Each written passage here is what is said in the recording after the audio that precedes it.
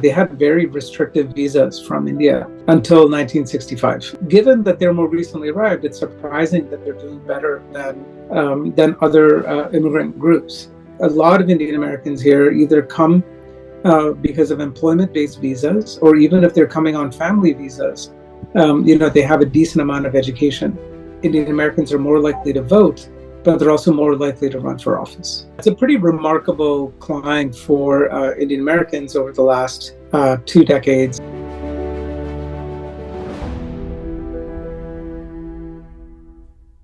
Indian Americans have, for the last 3 decades or so, assumed leadership roles in various walks of life, from big tech to businesses to academia. However, the rise of the community in the American political landscape vis-a-vis other immigrant communities makes for a fascinating study. And Karthick Ramakrishnan from the University of California, Berkeley, has done precisely that in various leadership roles in academia, government, and public policy that he's assumed over the years. He's currently a researcher at the University of California, Berkeley, and director of AAPI Data, which is the Asian American and Pacific Islanders Community Data, a nationally recognized publisher of the demographic data and policy research on Asian Americans and Pacific Islanders. Thank you very much, Karthik, for taking out time and speaking to Deccan Herald. Thank you for having me. Right. Now, what really explains the rise of the Indian American leadership in America, especially in politics? Kamala Harris, Nikki Haley, Vivek Ramaswamy. Trump has chosen his running mate in J.D. Vance, whose wife is an Indian American. Yeah, it's a pretty remarkable climb for Indian Americans over the last 2 decades, maybe even 3 decades. It's remarkable because Indian Americans are among those immigrants who have come more recently to the United States. If you compare it to other Asian immigrants, Japanese Americans have been there for decades, if not centuries, Chinese Americans as well. Indian Americans didn't come in significant numbers until after 1965, when they opened up visas. They had very restrictive visas from India until 1965. Only 100 people allowed per year between 1947 and 1965. So, and most Indian Americans didn't start coming in any significant numbers until 1975 or so. And then you saw the next big wave that came around the year 2000 with the Y2K bug and all of the tech needs that the US had.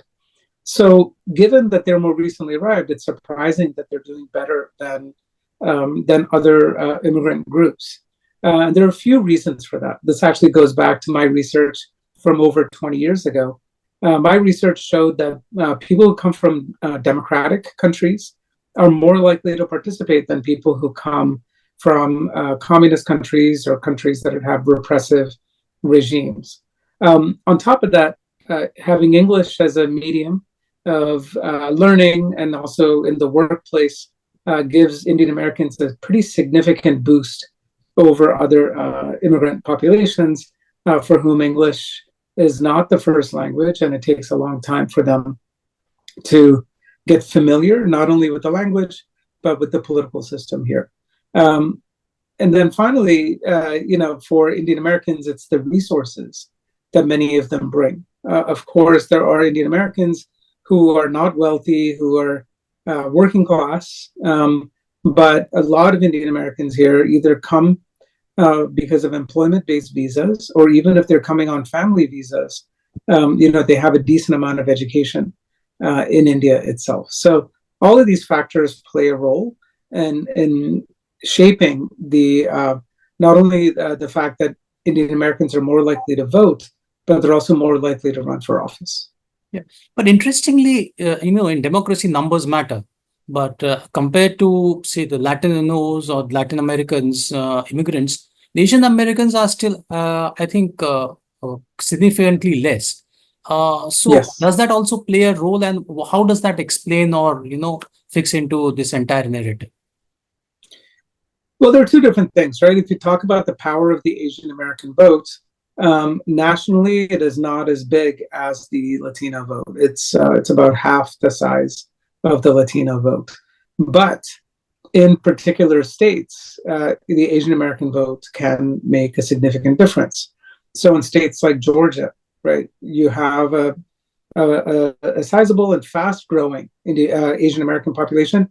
Indian Americans are the largest Asian American group in Georgia. It's still not big, but even if you're talking 2 to 3% of the electorate, right now the parties are so closely divided that every vote counts. So every community's vote can make a difference. So for Asian Americans, you look at states like Georgia, you look at states like Pennsylvania. These are two states where Indian Americans are the largest group of the Asian American population. And then you have other states where Indian Americans might not be as large, but Asian Americans are large. So Nevada, for example, the Filipino community is significant there. So it's not a national story. It's a story in particular states where the population is big enough to make a difference in the election outcome. Vice President Harris would be running a 100-day sprint against former President Trump. So as an Indian American, Black woman, and America has never had a woman president, what are challenges you see during the run-up to the elections? I think there are different challenges at play. One is that, if she's identified only with Joe Biden, there are a lot of accomplishments that Biden had, but there have also been some shortcomings. So some of that might reflect poorly on her. She was given a very tough assignment when it comes to immigrants crossing the U.S.-Mexico border. So that might be used against her. And then she comes from California, right? So which is a pretty liberal state. So they might try to use that against her as well. But on all of these things, she was the Attorney General of California. So she was California's chief prosecutor. So even if she comes from a progressive state, she has prosecuted criminal cases. When it comes to the work she's done with Biden, she has the chance to turn a new leaf and say, hey, I'm my own person here. In fact, she doesn't have the same baggage of Biden, right, in terms of being seen as too old and not mentally capable of executing his job. Now, in terms of her background or her race, first, having Barack Obama already having been president helps, where it's not unusual to see a Black person who is competitive at the national level. But having someone who is the daughter of an Indian immigrant, America already got used to it when she ran as vice president in 2020. Now, this may be a higher bar of being the president. And this is where I think, especially being a woman, might make a difference in certain voters' minds. But it'll be interesting to see who she picks as a running mate. I think it's unlikely that she'll pick another woman as a running mate. And so that, I think, in certain voters' minds will at least balance it out. And I think she's shown herself to be a pretty tough individual. And so women in politics, especially in these kinds of executive roles, need to show that. And I think her criminal justice background will help allay some of those concerns. Karthik, correct me if I'm wrong, but in some of your research, you have said that the Indian Americans in their voting preferences remain largely pro-democratic. Does this still hold good? Yeah, generally speaking, Indian Americans, if you look among Asian American groups, have been among the most democratic voters consistently over time. Now, what we saw between 2016 and 2020 is that Donald Trump did make some headway, especially among Indian American men, between those two elections, but he still lost the Indian American vote and the Indian American male vote. This time around, Trump has not made significant headway. What we found was that Joe Biden dropped a lot in his support among Indian Americans, almost 20 points, but Trump only increased by a couple of percentage points. The big increase was among people who said, I'm going to vote for some other candidate, or that I don't know, or I don't want to answer the question. And that to me reflects a dissatisfaction with Biden as the choice and not necessarily a move away from the Democratic Party. That said, you still have thousands of Indian immigrants who naturalize every year. And on top of that, you have a lot of people that are aging into the electorate, people born in the US that are turning 18 years old, right, every year. And so those two dynamics are important to pay attention to. So there's still room for persuasion for both the Republican Party and the Democratic Party. But it is tough, for the Republican Party to make headway among Indian American voters because you have a strong brand of Christian conservatism that turns off a lot of Indian American voters. And even when it comes to racial discrimination, the Republican Party is pushing an agenda saying that, we're paying too much attention to diversity and people are making too big of a deal about discrimination. So that makes it more challenging for the Republican Party to make inroads with the Indian American population. Yeah, interestingly, the diaspora, the Indian diaspora, which is, generally left of the center or democratic in the US politics, tends to be pro-right wing, has pro-right-wing predilections in the Indian domestic politics. So it's a paradox, interesting. How does one understand that? Yeah, the way I explain that, I say that people are complicated, so you might expect people to be logically consistent, in terms of ideology in one context versus the other. But the way that people think about their homeland can be very different from the way they think about politics in the US. So, for example, if someone is Hindu in the US, might feel very strongly that the right of religious minorities should be protected because that means they get protected. But they might not have a similar worry or concern back in India, right?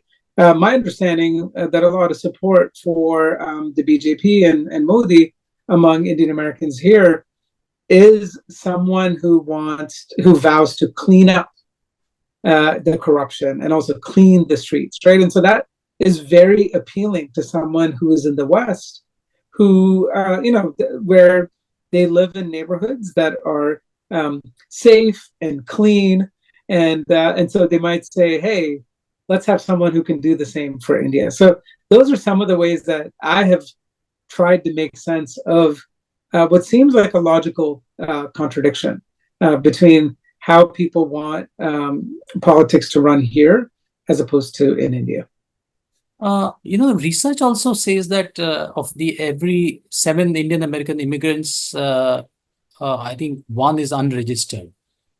So is there a possibility of this becoming an issue in the run-up to the polling if indeed Vice President Harris takes on Trump?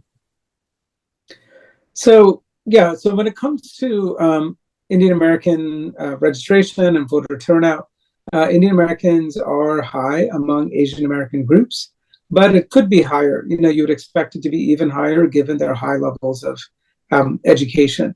So I think what you will see is in states that are called battleground states, states where the election is close, there will be a lot of effort to try to register as many voters as possible. Some of that might have spillover effects in states like California, states like New Jersey that are not competitive.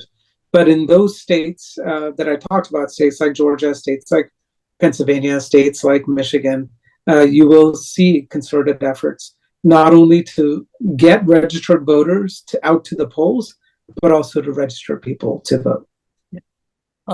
Couple of other questions. What sort of influence do you think the Indian Americans have on the India's domestic politics? Because there's a lot of talk about, the pro-BJP groups operating there or the pro-Congress groups operating out of the US. So, what sort of... So my research and those of others has shown that, people have connections to India in terms of either sending money back home or visiting, or having close relationships still with their family members.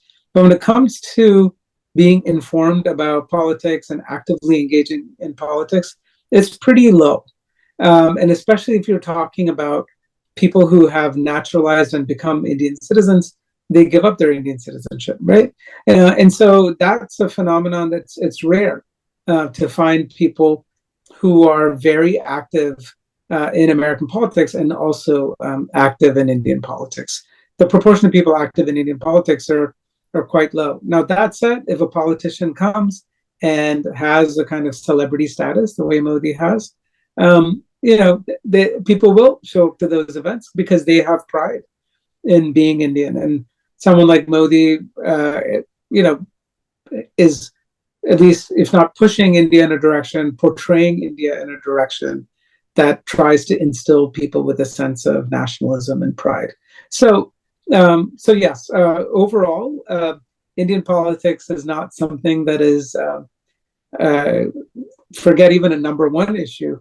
It's not a number one, number two, number three. It's an issue that is very low in priority compared to other issues like the American economy, like healthcare, like abortion in the US, like gun control, like climate change. Those are the big issues on voters' minds. One last question. Please do tell us something about the work AAPI Data does and how it collaborates with other agencies in understanding the issues concerning the community. Absolutely. So we research and publish data on our community. Sometimes it's data that is produced by the US government. So the Census Bureau produces a lot of interesting data about our community.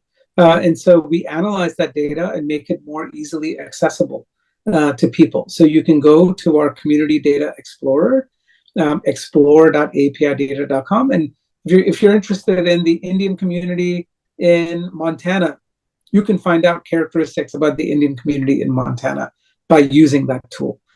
We also conduct original surveys. So we survey the population. So we worked with API Vote and other organizations on the Asian American voter survey. We also work with the Associated Press and NORC at the University of Chicago. Every other month, we put out a survey about the Asian American population, including the Indian American population. So those are some of the things we do. We also work on data policy. So the US government right now, for a lot of its statistics, only releases data on Asian, but it doesn't make a differentiation between Indian and Chinese and Korean and Japanese, for example. So we are working with the federal government to try to get them to put as much of their data, say, including even health data, right? So we know that Indians have a high rate of cardiovascular disease and death.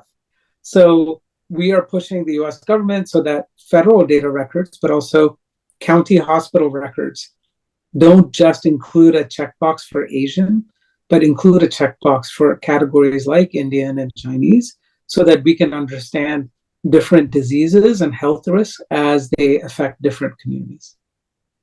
Thank you, Karthik. Thank you very much. That was, pleasure speaking to you. Indeed, humans are interesting political creatures in their preferences. That as they celebrate, the rise of the Indian Americans in the U.S. politics, the foreign origin issue or people of foreign origin occupying high political offices in India also becomes a sensitive issue here. So it's a paradox and complexity, the way people look at their political choices. But thanks very much speaking to a Deccan Herald. And it was a pleasure speaking to you. My pleasure as well. Just send me the link if you can. I'll do this. Thank you very much. Okay, great. Thanks, Sumit. Okay. Good night. Yeah, bye.